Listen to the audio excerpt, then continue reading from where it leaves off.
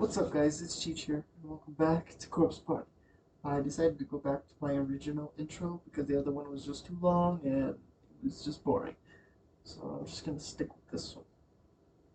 Now, if you checked out the last episode, we pretty much met this one unknown guy that was, I don't know, from another school, and he killed his friend. School scandals continue. Principal cursed school, many girlies happening at Grillish. I don't know. Nurse reported missing. There's a plague inside the case. It's covered in blood. Handprints, as if someone were. Hey then. Yeah, we met the one guy, and he killed his friend. And I don't know how my sister is. Emily Hills Elementary School, date 1975. Inventory of upcoming students. Okay. There's last victim memo. Let's read it so we can get this ending.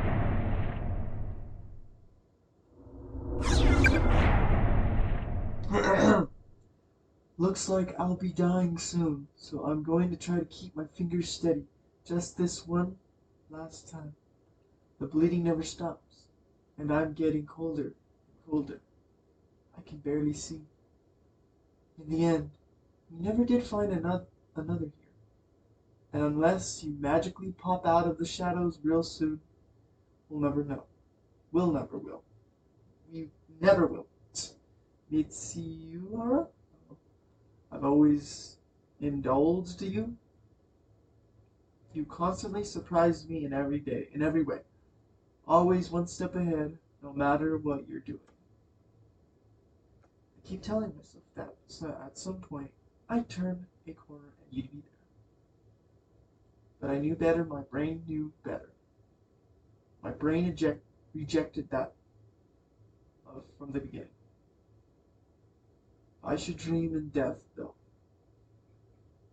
Then I know I'm going to see you when I turn this next corner like I've always been praying for all this time. We can beat up on each other like we used to. And I'll never have to be alone again.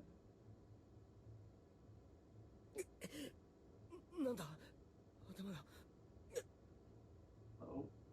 A wave of nausea and unbearable despair suddenly washed over Satoshi's entire body. The next thing he knew, he was standing in the corner of an extremely narrow red room. His movements weren't his own.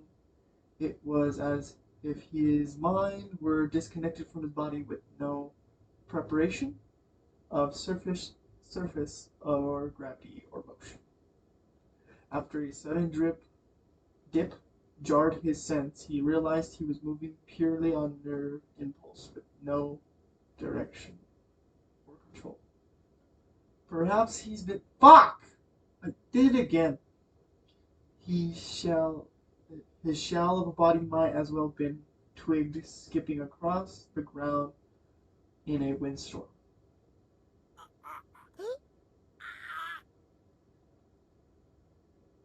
Without warning, his every sense of self had been completely destroyed, leaving him in a vulnerability? I don't know. Mistake. It seems the remnants of a man's tormented soul are indeed the things best left untouched. For this dying message and the curse is carried, certainly no trouble at all. What's the point himself?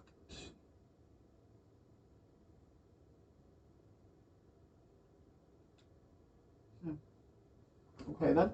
So did he became a vegetable, or did he just lose all nerves in his body and die there?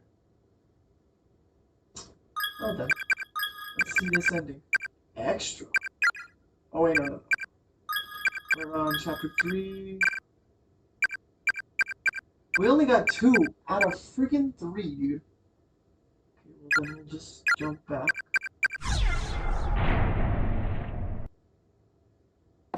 Now, since we read that, there is a sparkle sparkle here somewhere. There's also a piece of paper. Emily Ho's bulletin.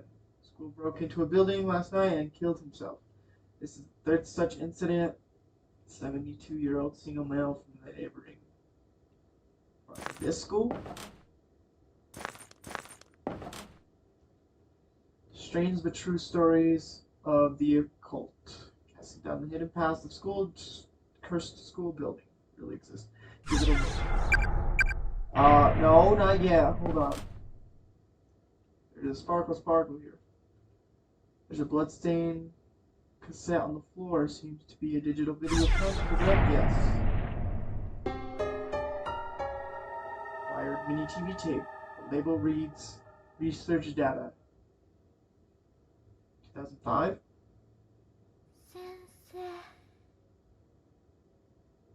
No. Stop. Okay, let's read this. Over the course of several days, a series of incidents occurred within the town in which young children disappeared one after another. Their whereabouts were immediately discovered through police investigations. But said findings were very much a worst-case scenario. 3 of the missing children were found dead in a concealed room beneath Heavenly Homes Elementary, officially unused throughout the school's history. The fourth missing children was thankfully still alive, quaking in fear on the ground, only moments away from demise when police arrived. Keeping off the nightmarish scene was an adult male member of the school's teaching staff who seemed to be in a state of confusion. In his hands were a pair of blooded scissors. 1973. Surviving elementary school student, after physiological counseling, gave official testimony figuring the scissor man, as abductor and murderer. The staff member in question was officially charged with multiple counts of abduction and murder of minors, as well as of the dead. He was quickly taken to trial where insanity pale spared him from prison or death, but resulted in a mental hospital. Intensely the predator of these crimes were none other than the school's principal's own son, who was wildly renowned for his job personality. So it was the principal's son.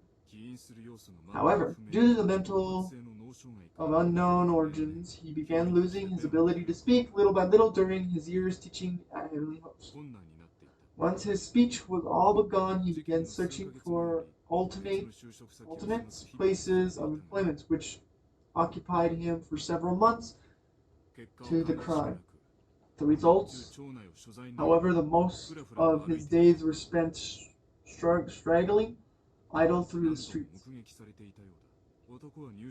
Several months after his to the mental hospital, he managed to slip past many nurses on duty and escape the premises. Immediately upon doing so, he made his way into the concealed basement room at Heavenly Homes Elementary, where he took his own life by hanging. The 3 children he had killed were all Heavenly Hosts Elementary students. But the one girl who was rescued from the gaping maw of eternal slumber was not. Following her close call, she and her family moved to something far from the memories that no doubt would have otherwise haunted them forever. Sadly, this was only the beginning of the misfortune that would hereafter plague the school, which had already earned itself many unsettling rumors. Over the next few years, Heavenly Hosts would become a stage for countless incidents of rape, suicide, and molestation, with the students alarming rate, or in response to these crimes, the school was eventually shut down in 1975. The 6-year-old principal at the time had become infamous as the something who adored his wall doors. Even later, foreseen alliance, I don't know, with the writing throughout his office could make little sense of whatever those fucking words are. And the day after the school's closure date was this age. He broke his neck on impact, dying instantly. He jumped off the roof. As you can clearly, history of this school is indeed awful, but there are many more to it than merely a series of unfortunate incidents. The power greater than any of us can comprehend may be acting as puppeteers from the shadows, maintaining an actual whatever curse upon the property. This property. And the key to all this lies with the sole survivor, the girl who bore within to this brutal murders, and 3 children no older than she. The girl in the red dress, the one who got away. Wait, isn't she the one that we saw throughout this whole fucking game? The investigation into the supernatural side of this horrific massacre is only just beginning. Rest assured, I intend to make this regular feature. I've begun gathering data for the following report. Stay tuned. So stay tuned. The next issue promises to uncover more details in this more something story. According to this article, the girl survived the murderer, but if this photograph is correct, then it's the same girl in the red dress we saw earlier. Why would someone who wasn't killed here be haunting the school? Strange. So, that was a lot to read. Truly apologize for me not reading correctly. I have a hard time with big words, but... Damn, looks like I'm locked in. Worry so much for another's well-being that tormented you to the core. It's something living the dead alive. You again? What is your deal? And you are? Her eyes are so cloudy like a dead fish. I'm the spirit of the girl who died here. Okay, I'm really not sure how to respond to that. Happiness and unhappiness are linked. Whenever one attempts to gain good fortune with little effort, there is always a risk. What are you trying to say? You and your friends have become trapped in this school because you performed the Shiko ever after charm. Messed it up. Did you mean the paper doll thing we all did? How did we mess it up? One of you chanted the phrase too many times or too few. The number of participants determines the numbers of must be spoken. So who fucked up? And somebody goofed. Who fucked up? Everybody said it 9 times? Seko, we beg you, 9 times. You have to say it one more time for every person present. No more, no less, or the charm will fail. Who failed? I'm pretty sure it was me. I remember saying it 9 times. So did someone else mess up? And that's why... No. I'm not going to start placing blames. This wasn't anyone's fault. It may have been on purpose. One of your friends probably thought the whole thing was silly and just didn't even bother to count. Or maybe misguided number of your groups didn't want the fun to end and knowledgeably fumbled the charm in a vain attempt to prevent a do-over? Permitting a do-over? No. Even if it wasn't on purpose, some of your friends have a tragedy not like to take things very seriously, no? It's not in something that they'd mess up. And just say, oh well, it's not like I'll ever be found out. Without even realizing their actions would immediately damn you all. No one's owed up to it, right? Not a single one of your friends has said to you, I screwed up, I'm so very sorry. Shut the hell up already. My apologies. I've promised far too many likely scenarios. Perhaps it's the nature of my job. I have long since abandoned my writing, after all. You do still have the scrap piece of paper, no? You sure you hang on to them? Hang on tight. Treat it like a memento. A memento of those who are dear to you. Sorry to cut this short, but I'm in a bit of a hurry here.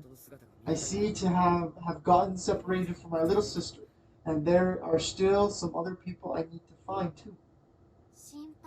Such concern for your friends, and all the impulse that you go with, spurring the heart into actions, is a truly noble sentiment. That's all charms are really, They represent one's regards for other people's. They're like micro something of the soul. Whether it be love or hate, all you need is a truly strong emotions to set them off. Then the stronger it is, the more powerful the charm. Splendid man's hook. I'm burning up. Wait, hold on. What are you? Fidged. Something to see. To whatever. It feels like my body's on fire. Stop this, please. Stop. What is she? Is she saying a charm? Or some shit? We will not allow anyone to stand in our way. Those who will do suffer without mercy. Now go. Go to the one who occupies your thoughts. Though you probably won't make it in time. Is she sending me to my sister's location?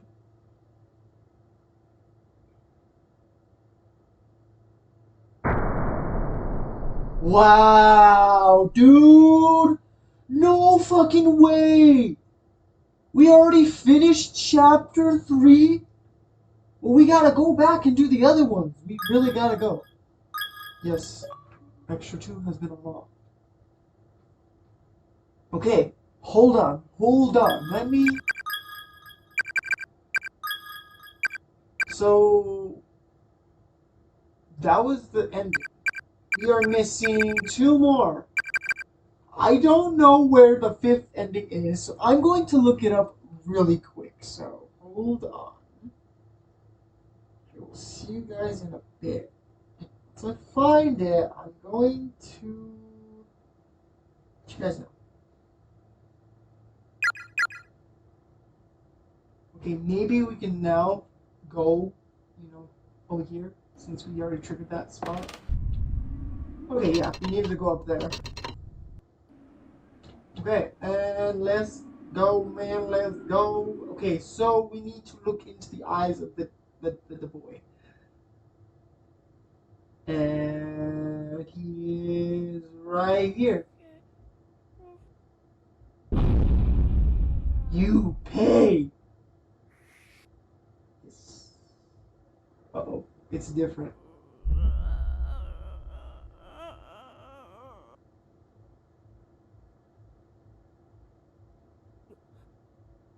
staring right into my eyes. Come with me. Big brother, don't.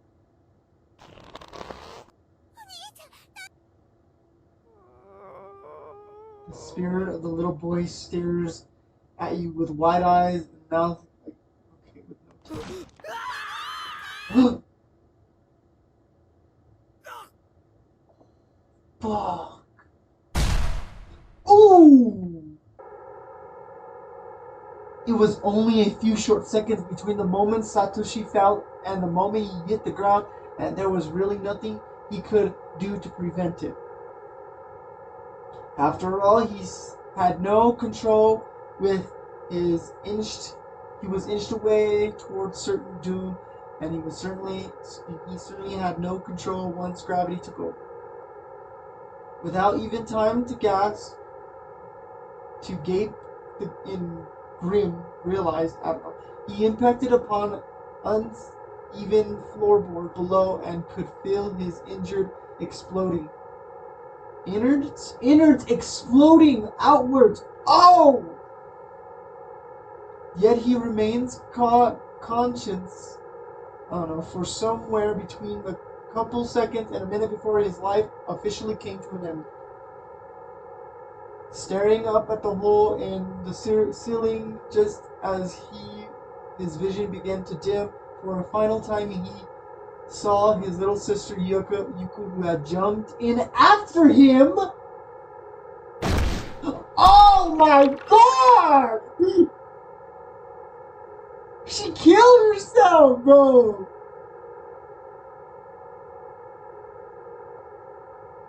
Damn! Alright then. Holy shit.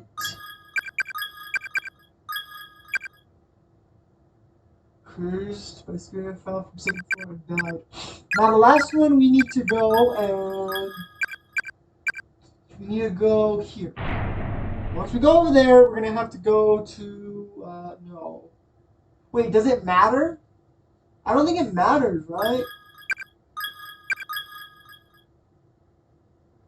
Does it matter who we need to be? Don't pick up the lassos and walks on the green goo until the character drops to 0.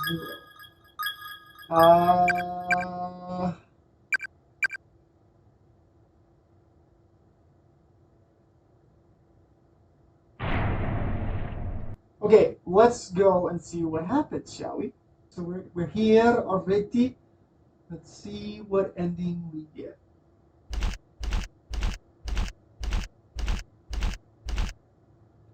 Let's see what happens. Big brother!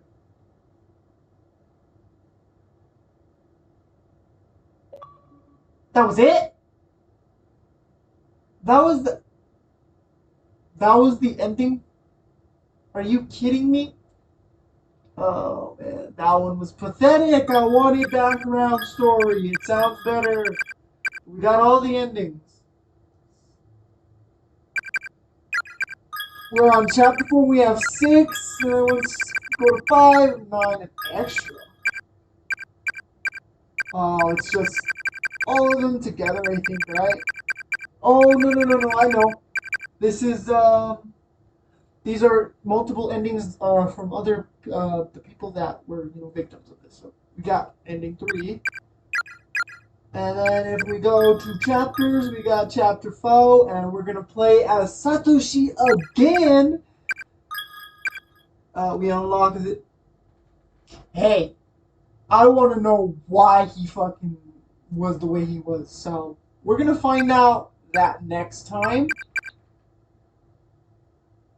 Like I said, I'm going to come back to this game and do all the extra endings. We have 10. We got these. Holy fuck. We got this one too. So, I hope you guys enjoyed this episode. We finished chapter 3 already. We're going to go to chapter 4. Chapter 4 is going to be intense. We're going to play as Satoshi again.